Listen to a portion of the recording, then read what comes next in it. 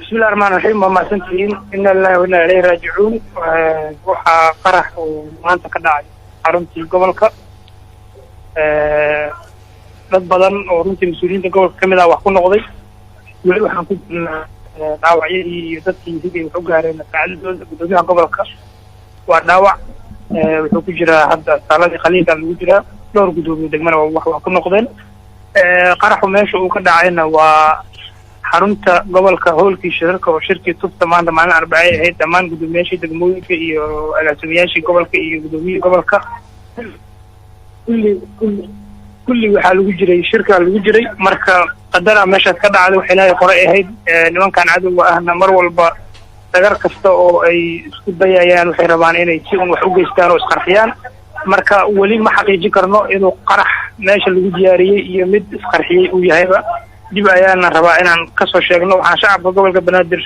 ugu baaqayaa inay isdejiyaan waxa dhacan ay tahay wax qadara oo ilaahay qoray gudoomiyihii gobolkana waa uu nool yahay haddana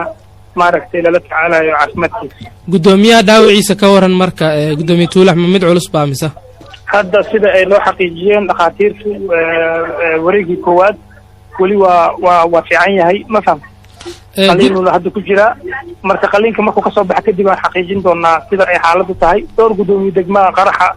ku dhintay ayadana dib baan kasoo xaqiijin doonaa magacyada iyo inta dhaawaca ah iyo inta ay wax noqotay laakiin waxaan rabaa shacabka inaan ku sheego inay tahay waxaan wax qadara oo ilaahay qoray qofkii ilaahay u qorana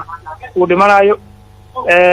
inayna isdejiyaan nimankaana anaga mar walba oo nagama leexin doonaan maaragtay howlaha aan qaranka u hayno si walba iskugu dayaan inay dhibaato u geystaan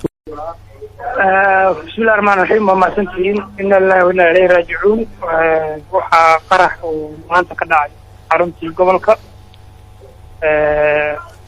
dad badan oo runtii mas'uuliyiinta gobolka kamid ah wax ku noqday wali waxaan ku dhaawacyadii iyo dadkii sidii wax u gaareen saacadooda gudoomiyaha gobolka waa dhaawac wuxuu ku jiraa hadda saaladii khaliilka lagu jiraa dhowr gudoomiye degmana wax ku noqdeen qaraxu meesha uu ka dhacayna waa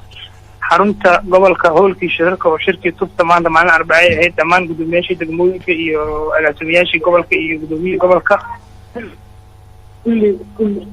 kulli waxaa lagu jiray shirka lagu jiray marka qadara meeshaas ka dhacday waxay